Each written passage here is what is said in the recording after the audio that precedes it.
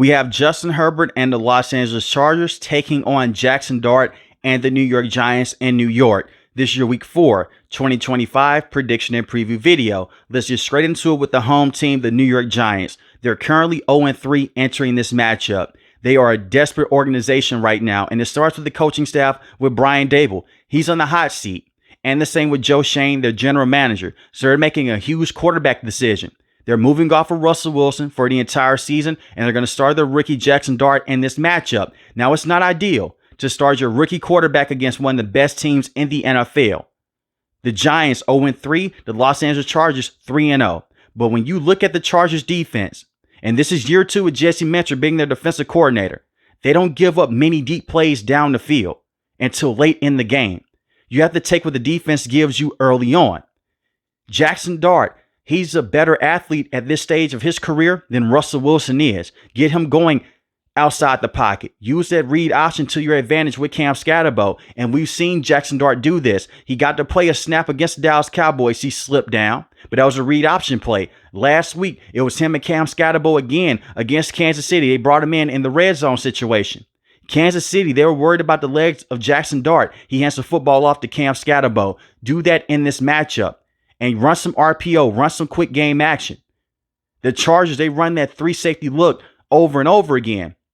And as the game goes on, Jesse Minter runs a different defense, but take those shots underneath to Malik Nabers and the same with Darius Slayton. Take those slant patterns. Get the tight end involved with Theo Johnson. You can use Malik Nabers as a decoy because you know that he's going to garner a lot of attention. He's the best wide receiver on this team. He's easily the most talented player on the offensive end that they have right now. You can depend on him, but if he's getting double teamed a lot and he's getting a bunch of roll coverage, go to someone else. And these wide receivers, they have to step up. But look at someone like Darius Slayton, who's had problems catching the football in the past with the New York Giants, but over the last 2 years, he's been better. But they have to get the tight end involved in this matchup with Theo Johnson. There has been one negative with Brian Daboll so far in his career as being a head coach with the Giants. You get that big target out there that can be a safety blanket for Jackson Dart that can help you out. And get the run game going with Cam Skattebo. He did a very good job last week against a tough defense that has a very good front seven of Kansas City. He had 60 rushing yards on 10 carries and a rushing touchdown. Not only did he lead the team in rushing, he led the team in receiving yards with 64 receiving yards. So use him as an engine in this offense. And unfortunately, Tracy's going to miss the next 2 to 4 weeks. Tracy Jr. has been the starting running back with the Giants from last season and with this season as well.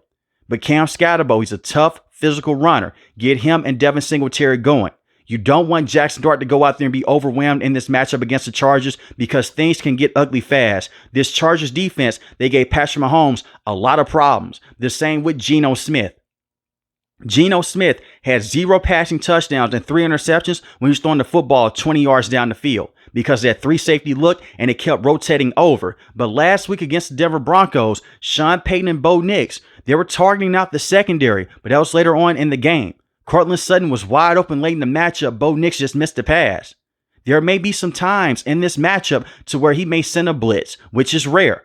Or the safeties, they're confused. If you can take that deep shot down the field, you take it. But be very careful if you are Jackson Dart. But lean on your run game with the legs of Jackson Dart and the same with Cam Skattebo in this backfield. And get Jackson Dart moving outside the pocket on some play action bootlegs, set up those plays. And the reason why I bring that up, that is what helped make him a first-round pick at Ole Miss. That's the one thing that Lane Kiffin did a great job of. A bunch of RPO plays, a bunch of plays with play action and having him under center. You don't want him to be in shotgun for primarily all of this matchup against the Los Angeles Chargers because they play so fast. And even though they're missing Khalil Mack right now, they still have good edge rushers in Thule and the same with Bud Dupree. And it brings me to the offensive line with the New York Giants. They were a different bunch last week with Andrew Thomas. Andrew Thomas is easily the best offensive lineman on this team. I'm not worried about him. He's a phenomenal player. But Jermaine, he's been up and down so far with the Giants. They need him to improve. And the same with John Michael Schmitz at the center position. Just pay attention to how the run game may look with the blocking, with the New York Giants, and the usage of tight ends in this matchup. But you have to take what the defense gives you. Don't get overwhelmed. And if it's 3rd and deep, dump the football off. Dump the football off to your key playmakers. and depend on your defense, but you cannot have costly turnovers in this matchup. And we've seen Russell Wilson have that just last week and the week before against the Dallas Cowboys. And when you look at this defense of the New York Giants, the first 2 weeks, they were terrible. You allowed a lot of rushing yards to the Washington Commanders. And then the next week to the Dallas Cowboys, Jayden Daniels looked phenomenal in week 1 in terms of running the football and passing the football in those short yardage situations. And the same with Dak Prescott. You're going against Justin Herbert. Now you have a front 7 with a bunch of talent here. And Shane Bowen did a very good job last week, in my opinion, against Patrick Mahomes. They put a lot of pressure on Patrick with Abdul Carter, the same with Kayvon Thibodeau and with Brian Burns. You have to go out there and generate a lot of pressure. Move these defensive pieces around to target the weak spots of the offensive line with the Chargers. Because even though the Chargers, they won last week, the Broncos, they sent a lot of pressure on Justin Herbert. And they were down in that matchup 10-17. So if you could put a lot of pressure on Justin Herbert and you could break down this offense, you should be okay. You should be able to go out there and keep this game close.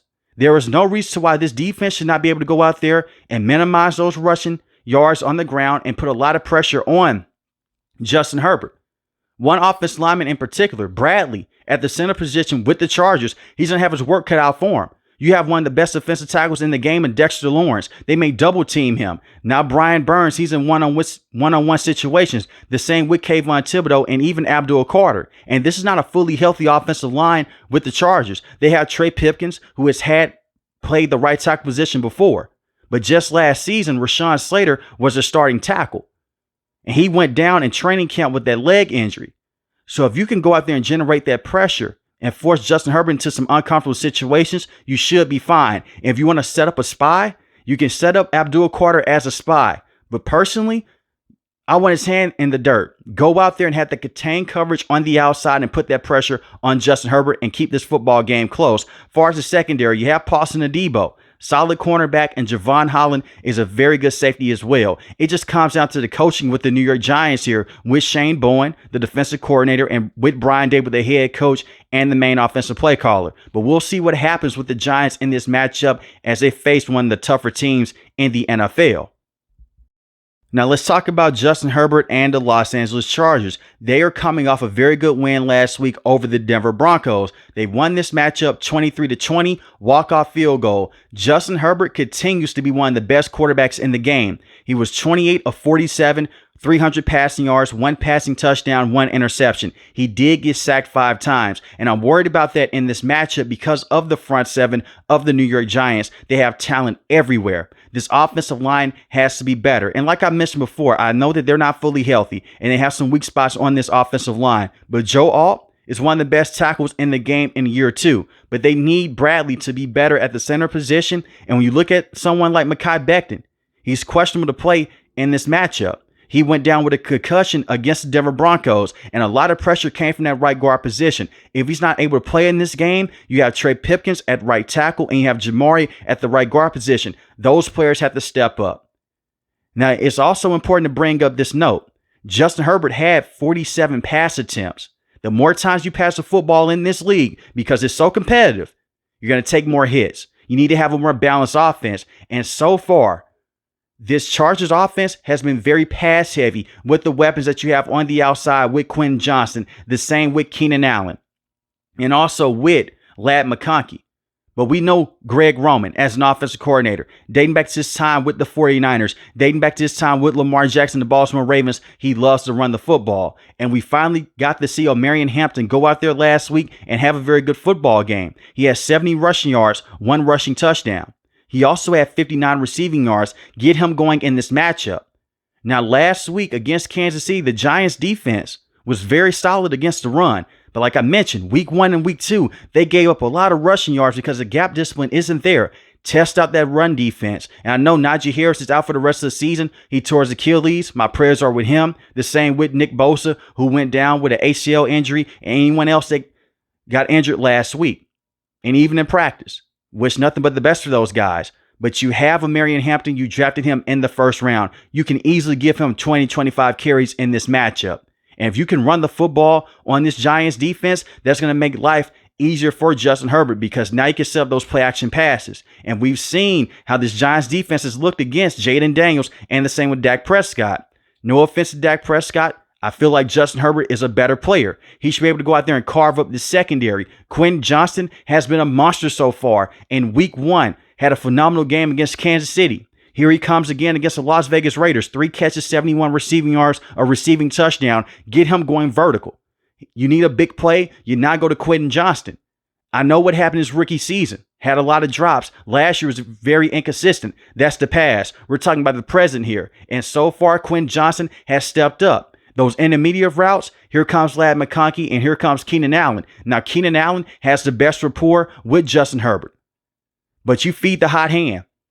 Whoever is red hot against this Giants secondary, you go to him over and over again. But we have to see a more balanced offense for the Chargers in this matchup. Getting sacked 5 times is ridiculous, and he got hit 14 times last week, and I'm talking about Justin Herbert here. And he was still trying to go out there and use his legs. They just had very good contained coverage on the edges. But if you can get the running back going out the backfield, and the same with him and his son Haskins, it should make life easier for Justin Herbert in this game against the New York Giants. Far as the defense here with the Chargers, Coach Harbaugh in his career is 8-2 against rookie quarterbacks. When we go back to the Michigan level, when he was the head coach and Jesse Minter was the defensive coordinator, they made life hell on those young quarterbacks at the college level. Now that's college, but even dating back to the NFL, when Coach Harbaugh was a head coach with the 49ers, he loved to go out there and see rookie quarterbacks because it gave them so many different looks. Make life tough on Jackson Dart this entire game.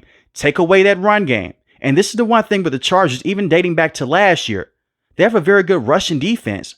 And they run with a bunch of light boxes. They can do that because Derwin James is a safety/linebacker hybrid. He's just a Swiss Army knife with this defense. Coach Harbaugh said that he's the best safety that he's ever seen. I don't know if I agree with that, but that's his opinion.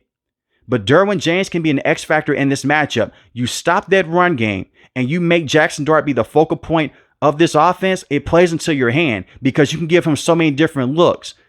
Going out there in practice, in the preseason, in training camp, that's amazing if you look great during those situations. But live game action is so different. And the Chargers, they have one of the fastest defenses in the NFL coming off the edge, having that single high safety look at certain points in times. Go out there, stop that run game, blitz Jackson Dart, and put that pressure on him and force him to beat you all the way down the field.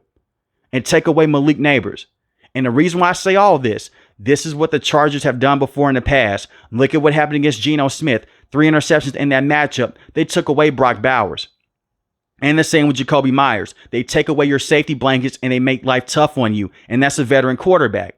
Patrick Mahomes, he had chances to go out there and hit the deep ball against the Chargers in Brazil. They brought in that pressure with Khalil Mack and the same with Thule. They kept him running around over and over again. And it is hard in this league to make throws on the run repeatedly and to have that pinpoint accuracy. And even last week with Bo Nix had some good moments against the Chargers. But let's not act like Bo Nix went out there and he had 200 passing yards and 4 passing touchdowns. He only had 153 passing yards. So if you go out there and you match the athleticism on the outside with Jackson Dart and you keep his legs at bay and you force him to make throws inside the pocket, you should be fine. And we know it's a Jesse Minter defense. Eventually, he's going to make you drift out to the left or to the right. And they're going to have the contained coverage there waiting on you. You have Henley at the linebacker position. He's been solid. Thule is a top pass rusher with this organization. Bud Dupree is phenomenal. And the same with Kyle Kennard. You have Dante Jackson, who is one of the fastest cornerbacks in the game. He has looked very good so far with the Los Angeles Chargers. And you have Gilman on the back end of this defense. But be on the lookout for Derwin James, Gilman, and Elijah Molden. If he is able to play in this matchup, he's questionable.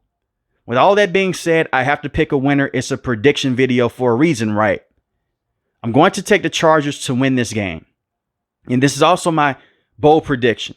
The Chargers win this matchup 28-16. And I think that this will be the last game that Brian Daboll will coach for the New York Giants. But let me know in the comment section below, who do you have winning this matchup?